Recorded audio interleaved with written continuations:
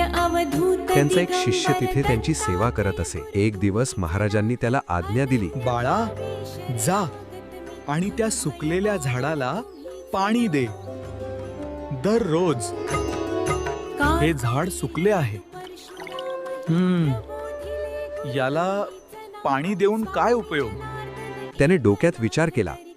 बुद्धीने त्याला थांबायला सांगितले, पण दत्त महाराजांनी त्याला पाहिले. त्यांच्या चेहऱ्यावर शांत हास्य होते. महाराजांनी त्याला फक्त एकच सांगितले, शिष्या, गुरुची आज्ञा ही तर्काच्या फळांसाठी नसते, छिंद्रादिजति प्रवृत्त ती फक्त तुझ्या कर्मासाठी असते. निष्काम भावाने आज्ञा पाळ. त्यानंतर शिष्याने तर्क सोडला. त्याने दररोज न थकता त्या सुकलेल्या झाडाला पाणी देणे सुरू केले. आठवडा गेला, महिना गेला, पण झाड तसेच सुकलेले होते. आणि मग 1 वर्षाने चमत्कार झाला. ज्या दिवशी शिष्याने 1 वर्ष पूर्ण केले, त्या दिवशी त्या सुकलेल्या झाडाला अचानक हिरवीगार पालवी फुटली.